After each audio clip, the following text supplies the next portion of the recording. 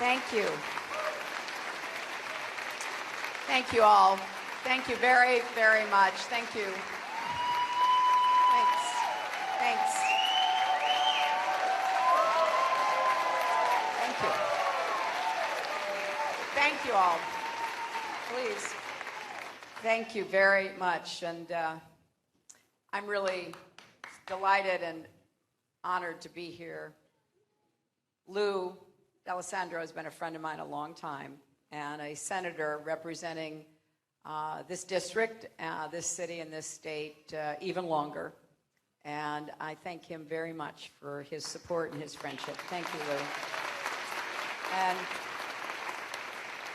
I want to thank Aaron and Eleanor for being with us. And Aaron's story, unfortunately, is way too common, isn't it? And we're here on the campus of a wonderful community college, very much like the one in Oregon, where young people were going to school, and some not so young. You know, the victims I read are between 18 and 67. You know, people attending classes, improving their skills, teaching, learning, thinking about the future, which was so ended senselessly, tragically. On that very same day that those people were killed in Oregon, a 5-month-old baby strapped into her car seat in the back of a car was killed by a stray bullet in Cleveland. The third baby in just a few months to be murdered in Cleveland. Between 88 and 92 people a day are killed by guns in America. Last figures we have for a whole year is more than 33,000.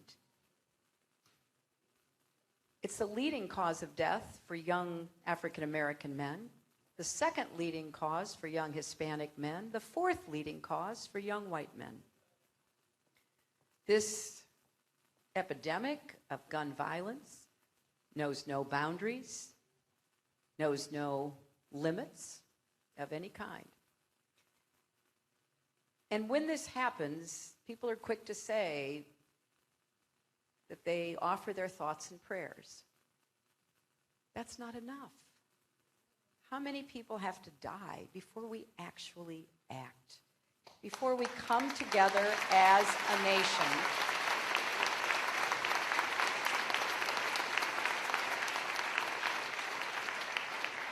You know,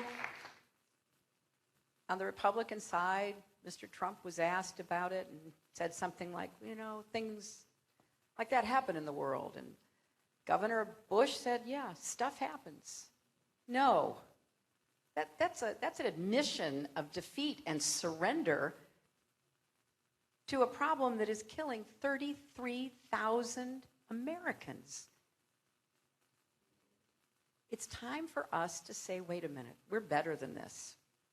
Our country is better than this. And there are steps we can take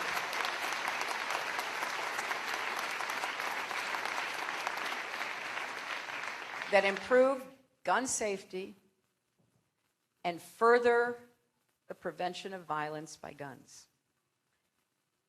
And today, I am proposing what I consider to be common sense approaches. A majority of Americans support universal background checks. In fact, a majority of gun owners support universal background checks.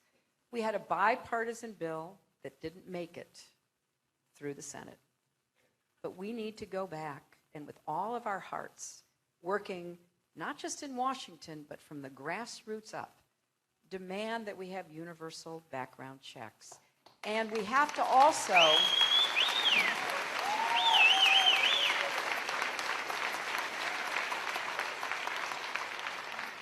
close the loopholes.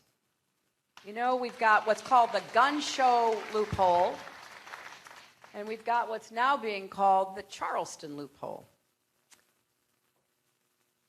When the Brady bill was passed, which wasn't easy, as you recall, but it did pass, exceptions were made for gun shows And then later, it was extended to include online sales.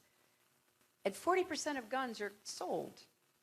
Gun shows, online sales. We need to close that loophole so that when we have a universal background check,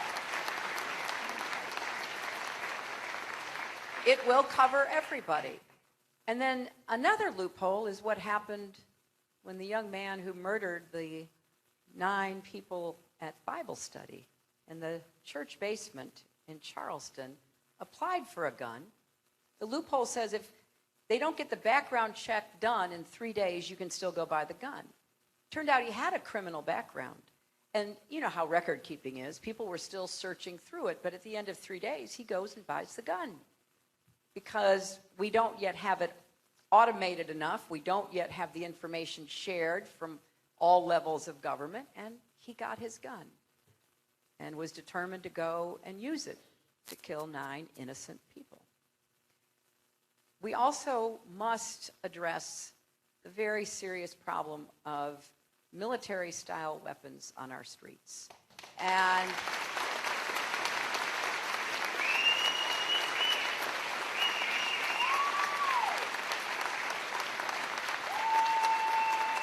you know, people don't really have a chance.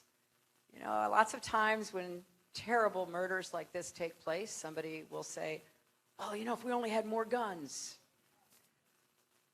You're walking to class.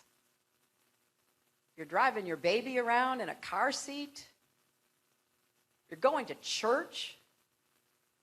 And somebody has an automatic weapon, or even worse, an assault weapon that is a military instrument of war, and you're somehow supposed to be able to stop that with your own gun. That has never made any sense. And so from my perspective,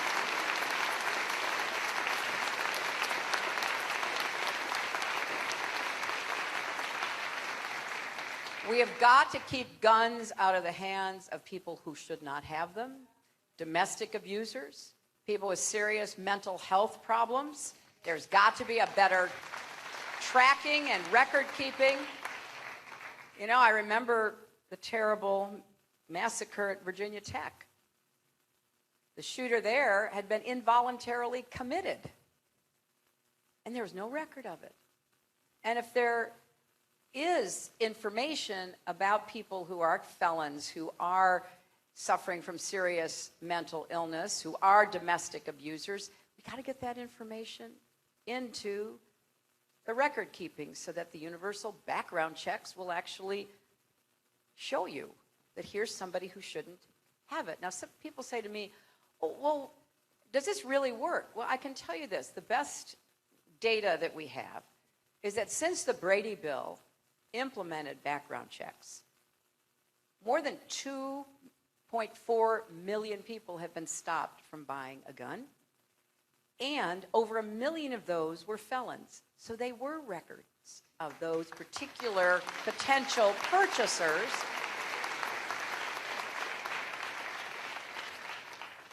And I want to work with all of you. I want to work with sensible gun safety advocates as well as gun owners. I want to work with people from the grassroots up all the way to Washington. Because how much longer will we just shrug? Oh my gosh, something else terrible happened, whether it's in your neighborhood, Aaron, or at a community college, or the murder of children in their classrooms.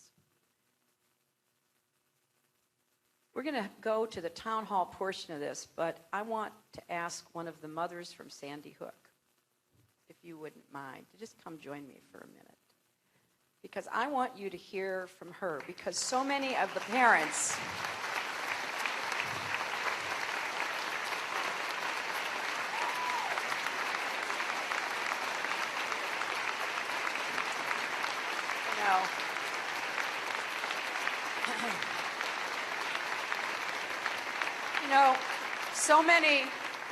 so many of the parents of these precious children who were murdered have taken the unimaginable grief that they have been bearing and have tried to be the voices that we need to hear. And I want you to introduce yourself and maybe talk about what you and other parents are trying to do to get the changes that are necessary. Thank you so much. My name is Nicole Hockley. I'm the managing director at Sandy Hook Promise and also the mother of Dylan, who was 6 when he was killed at Sandy Hook Elementary School. Gun violence prevention was nowhere on my radar before losing my son, and I wish it had been, and I wish I had done something long before something that I thought could never hit my community hit me. As part of Sandy Hook Promise, we focus very much on gun safety legislation and the common sense practices that you're speaking of, so thank you so much for taking this on and speaking out. We also very much focus on what can we do to get ahead of the violence, get upstream of it, and help identify and intervene, help people learn how to know the signs of someone who's at risk and get help before they even get to the state of picking up a weapon to hurt someone else.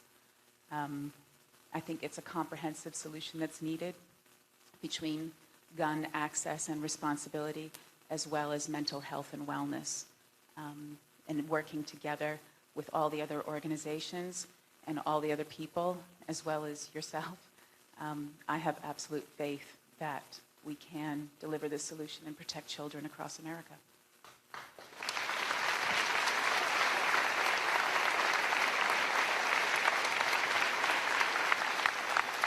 Thank you.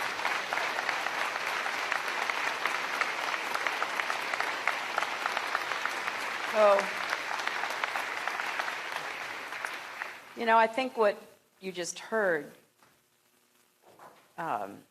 really reinforces how nobody knows what might happen, because we haven't done what we need to do to try to make any of us, but particularly our children, safe. So that's what's behind the proposals that I'm making. They're not new. There's nothing, unique about them other than the fact that I am so determined we're going to do everything we possibly can to get this done. And so I know there are a lot of people here. We have a big group from Moms Demand Action and some dads as well. And I want to commend them because they are a grassroots organization that is really trying to bring these issues to the public attention. And we need more of that. I have said we need a movement that people really will be part of, no matter what other issue that is on your minds, that you care about. Our safety, the great hope that we can protect people who are going about their daily business should be at the top. And therefore, I'm really asking everybody, regardless of politics or partisanship or candidates or anything else, to think of the ways that each of us can do more to try to provide that measure of gun safety that will save lives and prevent violence. So let me start by asking people if you want to say something or you have a comment to make on this or any issue. I'd like to start with this issue because I know there are people here specifically on this issue, and I want to be sure to hear from them. Former Congressman Dick Swett. Hi, how are you? Here, Dick. It's wonderful to have you here, and it's always a pleasure to be with my good friends, the Clintons. I want to give everybody just a little bit of a background on our relationship with regard to guns. In 1994, I voted in favor of a crime bill that had in it an assault weapons ban for 17 assault weapons out of nearly 800 weapons that were on the street. I'm not looking for any attention, but I received a letter prior to that vote that I thought would be worth sharing with the people here. And I had shared it with Hillary earlier. It's a letter from Ronald Reagan, and it's dated May 5th, 1994, and it's written to Congressman Dick Swett. He writes, "Dear Dick," and here's a copy of the letter, so I'm reading off of his own handwriting. He writes, "Dear Dick, Fred Ryan told me of your conversation, and I know you are thinking very carefully about the pending assault weapons bill. As a longtime gun owner and supporter of the right to bear arms, I too have carefully thought about this issue. I am convinced that the limitations imposed in this bill are absolutely necessary. I know there is a heavy pressure on you to go the other way, but I strongly urge you to join me in supporting this bill. It must be passed. Sincerely, Ronald Reagan."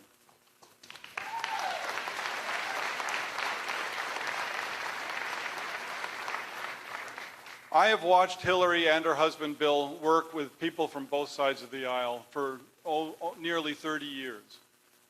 She is someone who is going to solve this problem. She is going to be a leader who will make this problem ultimately go away.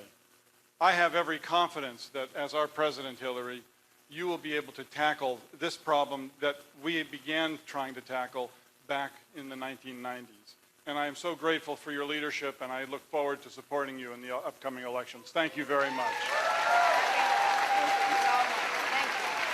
Thank you very much. Thank you.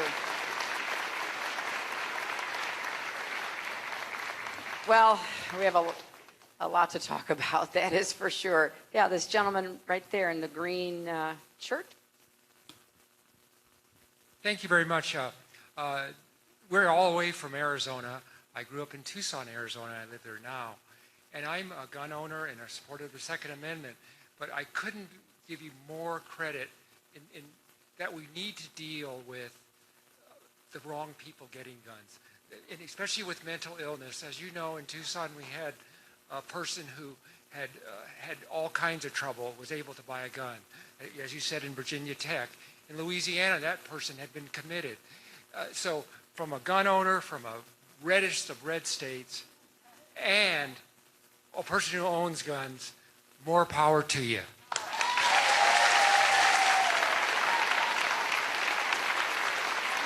Thank you.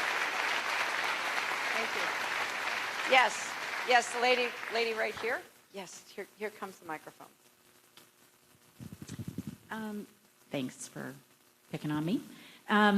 I have a question about the CDC and research that was cut off early in the 90s by the Republican Party. I think if you could bring that back, if we could convince legislatures to fund research into gun violence, what causes it, I think we're hitting a lot of marks with that, because we're getting mental health issues, we're getting what roles guns play, how quickly people can, off someone with a gun when they want to. And if we can just analyze that data, I think we'll be in a lot better place. I agree with you. And what she's referring to is that the Centers for Disease Control, is responsible for looking at public health issues. If there's dirty water that's making people sick, we are expecting them to tell us what to do to prevent that. So they were researching gun violence and trying to figure out who is more likely to commit violence, what kinds of warning signs might there be, and for very sad reasons, basically, you're right that the Republicans stopped the research. But it even goes further than that. There is a law in Florida, and I want you to hear this because it was so shocking at first that I really didn't believe it. There's a law in Florida that makes it a felony for a pediatrician to talk with families about being sure they keep guns safely away from children. Literally, a doctor can go to jail in Florida. Now, if you're a pediatrician and, you're running through your checklist, are you keeping the household poisons out of the way of your kids, especially if you have toddlers who are, exploring everything. You know, do you make sure your sharp knives are kept away, and are they high enough up so kids can't accidentally get them? It seems perfectly reasonable to me to say, hey, if you've got guns in the house, are you sure they're really secure? Because too many little kids get a hold of them. We read about it every week. And they kill themselves, they kill their little friends. I mean, I think it is the doctor's responsibility to try to work with the family so that the family can try to keep their babies safe. And if you're in Florida, you could go to jail.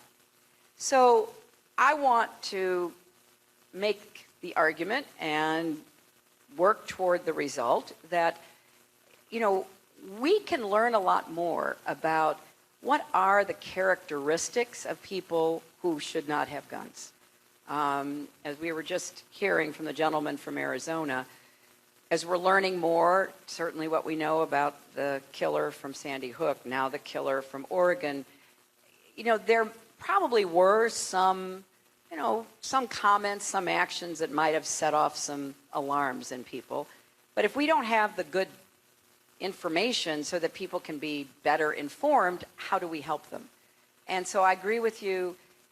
No issue should be beyond study in America. I mean, that's like a denial of everything we believe in our country. And, you know, going along with that, so far as I know, the gun industry and gun sellers are the only business in America that is totally free of liability for their behavior. Nobody else is given that immunity.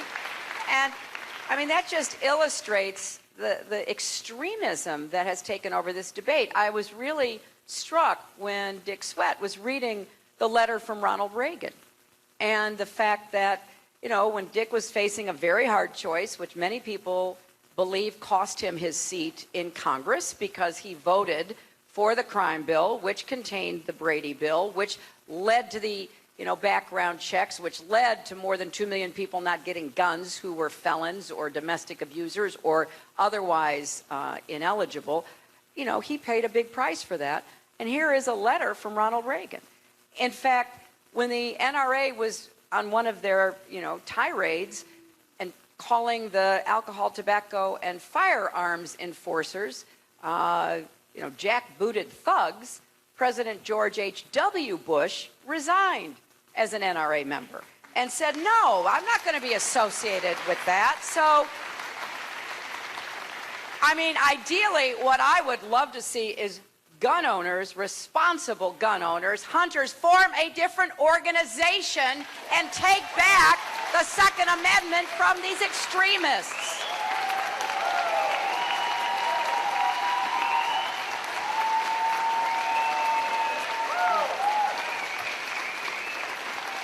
Okay. Thank you. Okay. Now, yes, this lady right there. Sure. Yeah. Here comes a microphone. So. I'm so glad to see you, Mr. Clinton.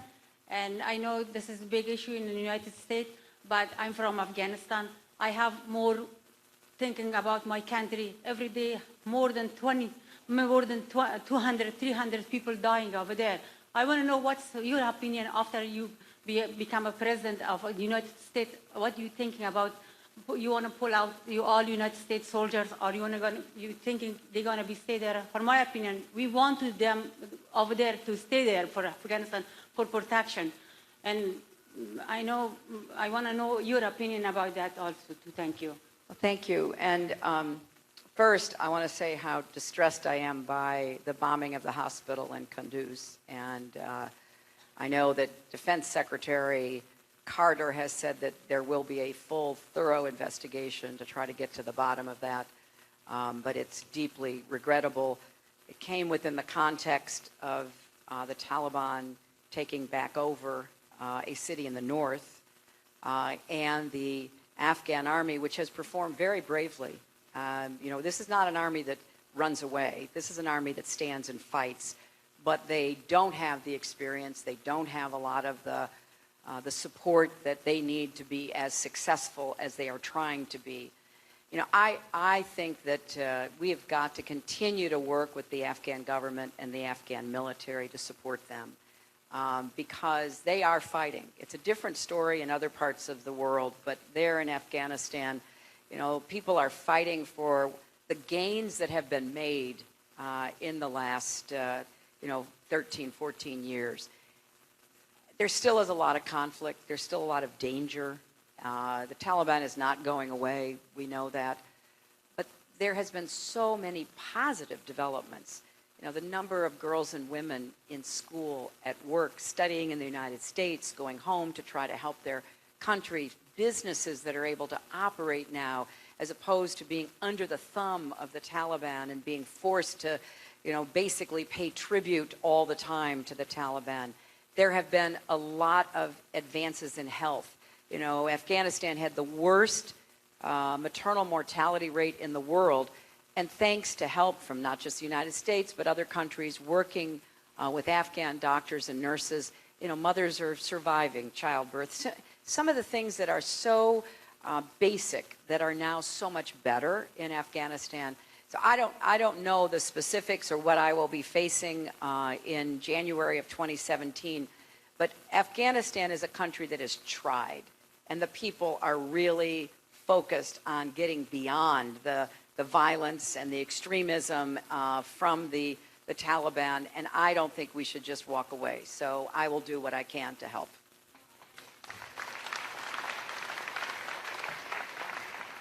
Here comes the microphone.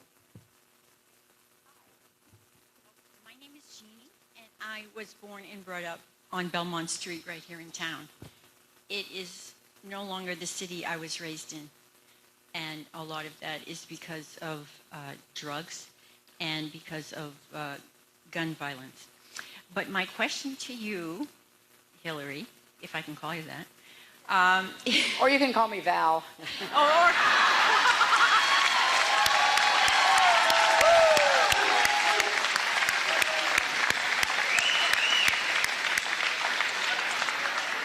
Or Val, is my question I'm so excited to ask you is, last week a reporter asked Dr. Ben Carson one question, and that question was, as President of the United States, what would you do in advance to assist the folks of a horrible event like Hurricane Joaquin? And he kept it very short and succinct, and his three-word answer was, I don't know. Along with that, as you said, last week, a reporter asked Jeb Bush what he thought about the tragedy in Oregon. And he kept it even shorter, as you said. And his response to that horrific tragedy was, stuff happens. I would like to know from you, like you to explain to this audience and to the nation why those would not have been your responses, and why, as President of the United States, you are ready to lead from day one. Thank you. Thank you. Thank you. Well,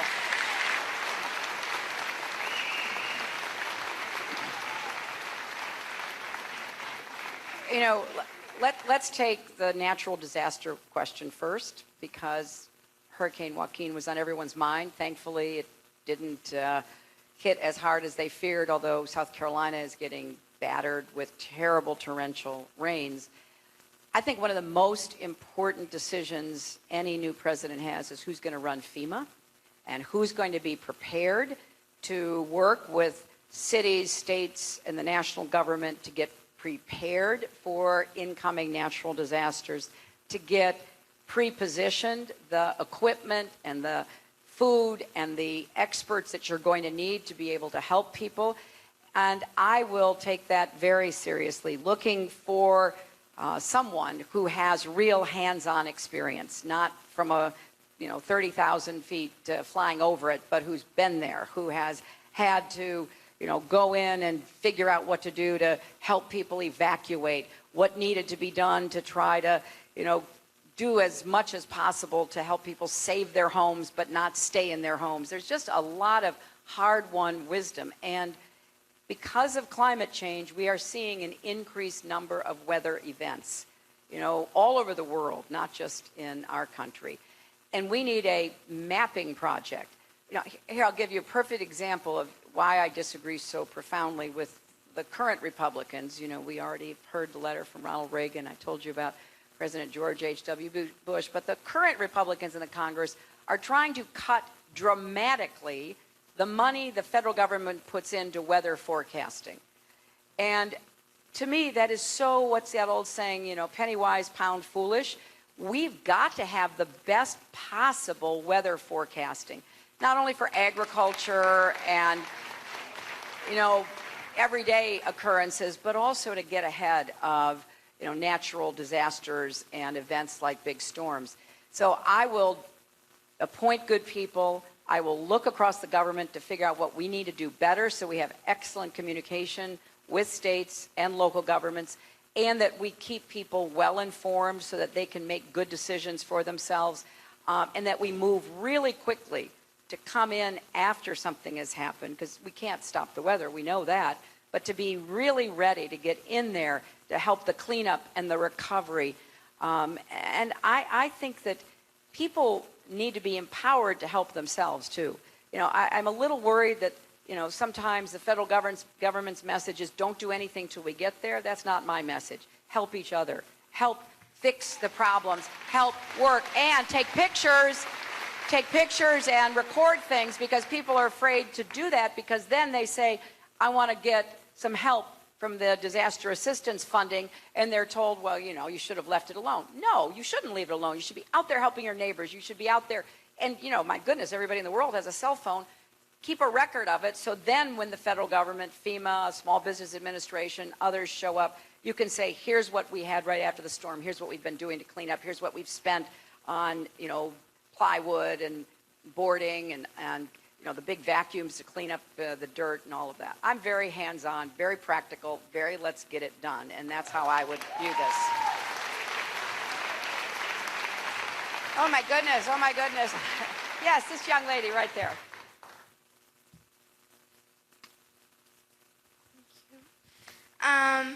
I was just gonna say, it has nothing to do with the weather, so I was just, but by the time I go to college, what would you like the United States to be like? Oh, that's a great question. Well, can I ask you how old you are right now? 10. 10. Okay, so I've got a little time, but not a lot.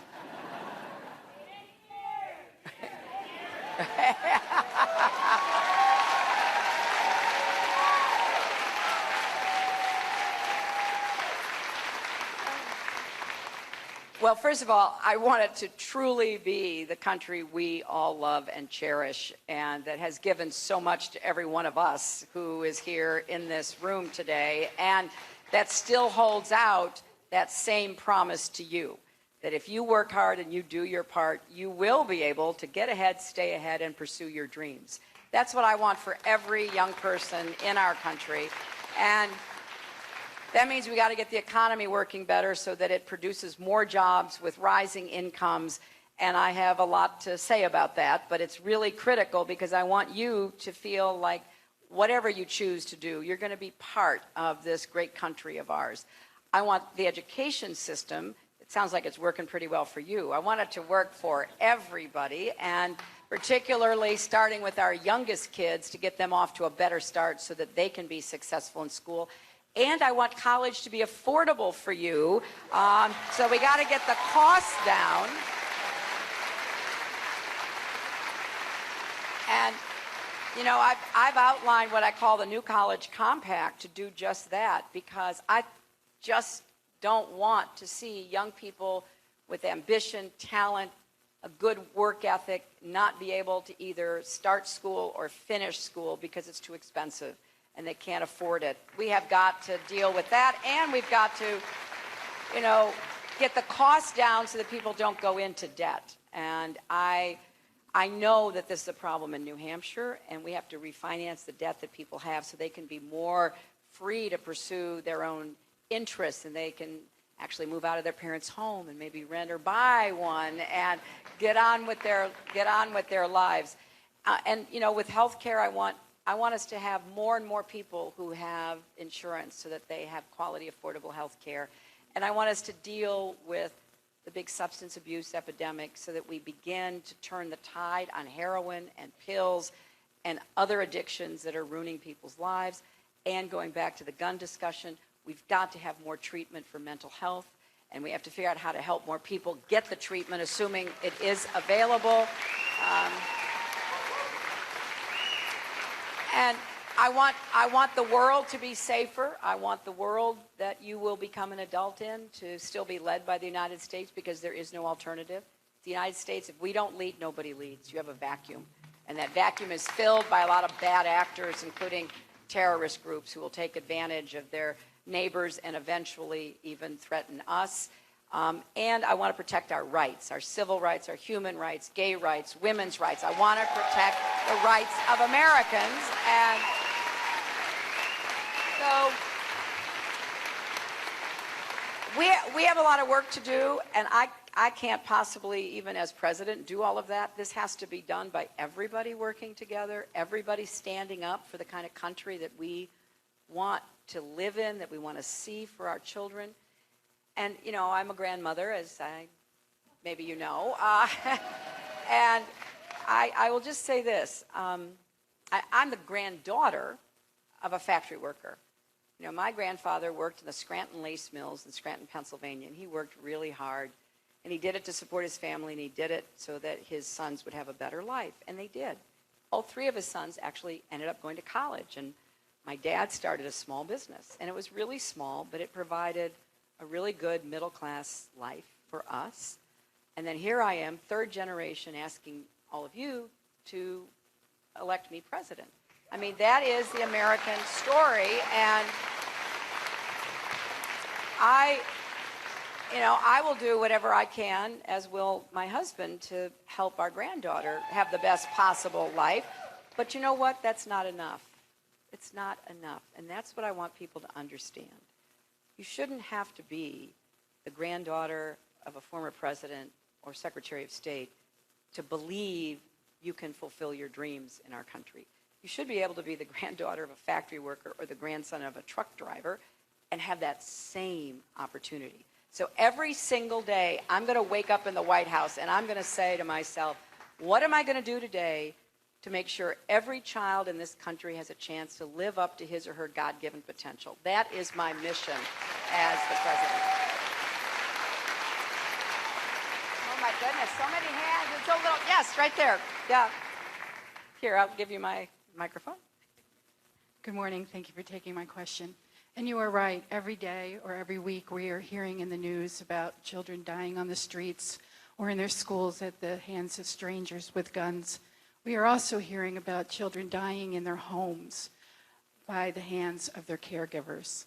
We're seeing child poverty continue to increase as children slip through the shredded safety nets. And we're hearing from college professors and employers that young people are coming to them not ready to learn or prepared for 21st century jobs. So as president, what policies would you look to move forward in your first 100 days to protect our children and prepare them for their future? Thank you. Well, sadly, her question really points to what's been happening in our country, where over the last 10 years, because of the Great Recession, because of the huge loss of jobs and wealth that people had built up before 2007, 2008, poverty is on the increase. Today, 51% of the children in our public schools are eligible for lower reduced cost or free lunches. And we were on a good path, may I say, in the 90s. We were on a good path to lift more people out of poverty. And by lifting families out of poverty, you help to lift children out of poverty. And we are going to have to redouble our efforts to do all of that again. I give President Obama enormous credit for digging us out of the deep ditch that he was in when the Republicans left. And there are a number of things we have to do. The top of the list is more jobs, raise the minimum wage so people who work full-time are not still living in poverty and they can provide a better life for their children. More jobs in general, and there are a lot of great projects. We have a lot of roads and bridges and rail track and airports and ports and everything else in our country that is deteriorating, and it needs to be built up, maintained, so that we're more competitive economically, and that would put millions of people to work. And I think we can combat climate change by more clean energy jobs, which would be millions of jobs and businesses if we shifted the incentives that are still in the tax code and other parts of our government for fossil fuels to wind and solar and advanced biofuels. We would be ahead on the climate change front, and we would be putting people to work. And we're already seeing that in some parts of our country. We just need to do it all the way across. I think people who work for corporations should be able to share in the profits, not just the CEOs, but everybody up and down the line in those companies. Very much like Market Basket, a place that you all know because they now have profit sharing for their employees. I think we need to do more to support small business, which creates 60% of the jobs in America. And right now we're behind in small business creation and growth. We used to be #1. We're now not even the top 10. So I want to do more credit, get rid of regulations and licensing and the barriers that stand in the way for people to start their business like my dad did and be able to provide a good middle-class life. And once we get the economy moving again, then we can turn our attention to how we can be good partners with families with children. So here are some of my thoughts, and I've worked in this area for a very long time. First and foremost, we have to keep them safe and free from violence by strangers or those within their own homes and families. We also need to help kids who may not have the opportunities that many of our kids and my grandchild has to get ahead, and that means you have to have early childhood education. And it's not just it's not just a nice thing to do. If you don't prepare kids their first 5 years, when they get to school, they will be behind. There will be an achievement gap. And then it's really hard for the kid and the family and the school to close that gap. And I happen to think talent is everywhere, but I don't think opportunity is. And I don't know what we're losing because we have poor kids who are not given a chance to really get off to a good start, whose brains are not being, stimulated the way that will help them get a vocabulary so that they can be successful in school. So I think the early childhood piece of this is very important. Healthcare is essential. I helped to start the Children's Health Insurance Program back in the 90s, which takes care of 8 million kids. And that's why I find states that don't want to expand Medicaid to be really missing the boat. We need to have people healthy. How can we have a competitive economy if they can't get their basic health needs met? And that's particularly true for kids.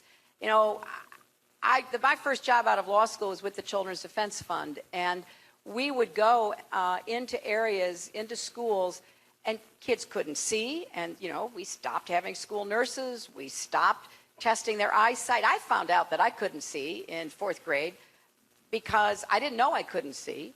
So my mother would, of course, taken me to find out, but I didn't know. I thought the world was just a big impressionist painting, and I just got up really close to the TV set.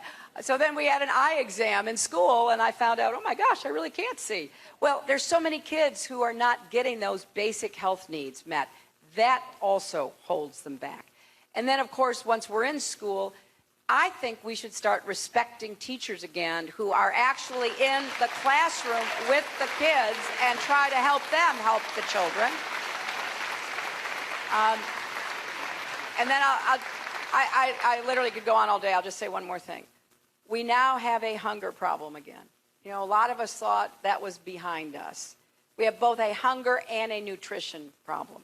We have maybe not the kind of hunger that turns people into what is obviously physical malnutrition, but we don't have adequate nutrition in a lot of neighborhoods and communities, and we don't have a lot of families who understand how to best feed their kids, because what they can afford is not necessarily good for their kids, but it's affordable.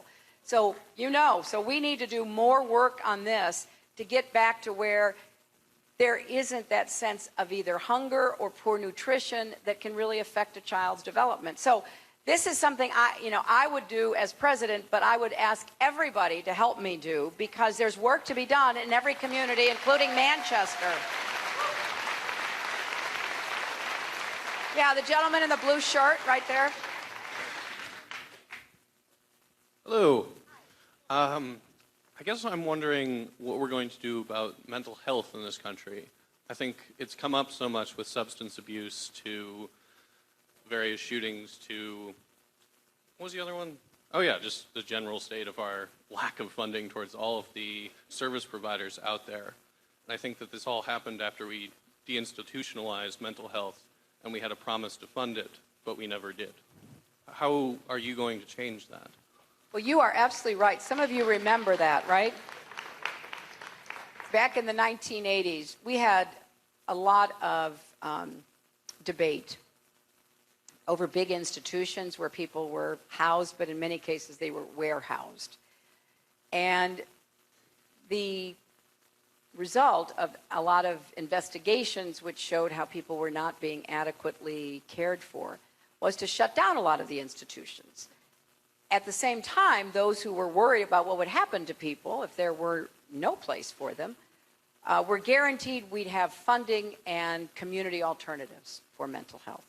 So we shut down the institutions, by and large, and we never really invested what we should in mental health alternatives. That's going to be something that I push very hard, because you mentioned gun violence, which is something that is often directly related to mental health problems. The addiction issue, a lot of people with mental health challenges are self-medicating with alcohol and drugs, so then they have a dual problem that has to be addressed. So I think as we move forward with the Affordable Care Act, we have to enforce the decision that was made that people with physical health and mental health will get treatment.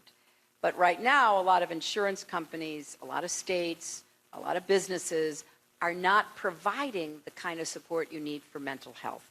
When somebody is either convinced or decides to seek mental health problems, they very often are told, well, we have no place for you, come back in 6 weeks or 3 months, and who knows what will happen. So you know where most people now who are presenting with mental health problems show up? They're in our jails and our prisons. And it's understandable, because they're a harm to themselves or to others. They often act out in a way that draws attention of law enforcement. And in most places in the country, there's nowhere else for them to go, so they're put in jail. And they may be held there for a long time without any treatment. And then they end up in prison, and they're still not getting adequate treatment. The other point I want to say about this is, because we have overprescribed painkillers, the opioids, we have a lot of people who've gotten very addicted to them. And that creates a mental strain on top of whatever other problems you might have. And so we now have a lot of people who have to try to withdraw. And we have about 23 million people who are addicted in America. So when they go for help, only 1 in 10 can get it. So you've got this real double whammy. People with mental health problems aren't getting help. People with addiction and substance abuse problems are not getting help. And you've got to figure out how we take resources and treat both people simultaneously, because too often they become interconnected, and then we have a real problem. So I pledge to you, I'm going to do everything I can, more facilities, more trained people, more insurance coverage, more revenues. So, yeah. Oh, okay. Well, you can call on somebody. You know everybody. That got my attention. Yeah, Lou told me we only have time for one more question. Here you go. Yes, a man who lives next door to here, his name's Sanders, I think. He has an idea about sending kids to college for free as he thinks they do in Europe. It's not actually free, but do you have a plan that would sort of make him back down a little bit on this? Well, I'll speak for myself. He is certainly more than capable of speaking for himself. And we're going to have a debate in about, I guess, 8 days. So we'll have a chance. You'll have a chance to contrast. But I want you, if you're interested in this issue, and I think everybody is, how we get college more affordable and how we refinance student debt, go to my website, hillaryclinton.com, and it's called the New College Compact. But very briefly, I do have a different approach. First of all, and my approach has been thankfully endorsed by a lot of people, because I think what it does is address the many aspects of this problem. First, we got to get the cost of college down. Colleges and universities have to quit raising tuition and costs on students and families. And so if all we do is to say we're going to have free college, but we don't really put pressure on the colleges and the universities to lower the cost, you're going to continue to see costs going up, and then the cost of the, quote, free college will continue to go up. That, to me, is unsustainable. So first and foremost, I want colleges and universities looking at, how many administrators they need, how many buildings they need, how many different courses are no longer really relevant. I mean, let's take a hard look at what we're doing on campus, get those costs down so we can keep tuition down. Secondly, I have said that the federal government, I have a plan, $350 billion over 10 years, so about $35 billion a year, where we would match for every dollar that the state would put into making college more affordable for their students, we would match them 4 to 1. But they would have to agree on some of these changes in public colleges and universities to get that money. And then if you choose a public college or university, I will make it possible for you to go without borrowing money for tuition, but I will expect something from you. Like, for example, 10 hours of work a week. I worked when I was in college. I worked when I was in law school. And I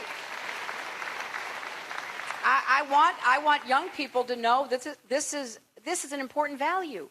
And yes, you have to work for it, but it will be for a public college or university possible to not borrow money for tuition. Now, for living expenses, I will make it possible for the Pell Grants to be used for living expenses, because what happens now is that young people who get a Pell Grant, they often find it doesn't even cover tuition anymore. So we'll deal with the tuition side on the public college and the university. And then we'll deal with the living expense side. And if you do have to borrow money, it will be with a low interest rate, and I will forgive loans to people who do public service jobs after a period of time.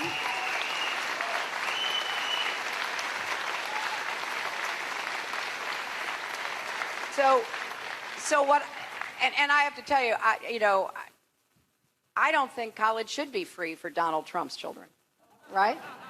I think people who are well off should have to pay for college. I'm interested in the middle class and working people and poor kids who deserve to have a better shot at going to college and graduating. So, and I feel strongly that when you already have debt, and who has student debt still? Oh, yeah. Oh, yeah. Oh, yeah. We have 40 million people in America with student debt.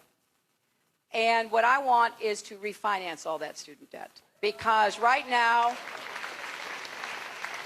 if you have a home mortgage or you're making car payments, you can refinance it. We forbid you from refinancing the student debt. And at the event I did earlier in Hollis, there was a young woman way in the back who said her interest rate is 12%. And so I want us to refinance it, and I want to provide everybody the chance to pay back their loans as a percentage of their income.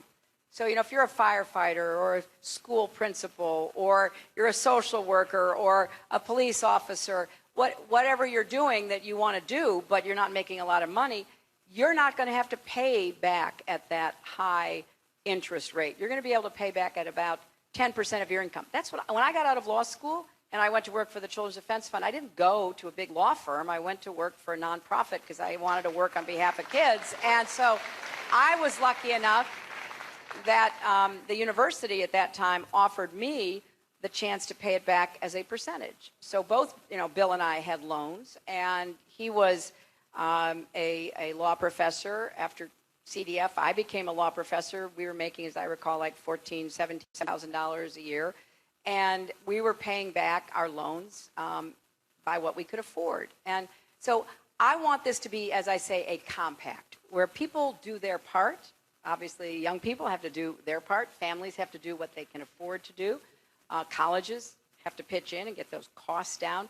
And the federal government will partner with states. Now, if a state, and we've had this example with Medicaid, the state says, no, we don't want to partner with the federal government, then I will go right to institutions like this one. And I do want community colleges to be as inexpensive as possible because it's an important step for a lot of young people to take. So thank you all very much.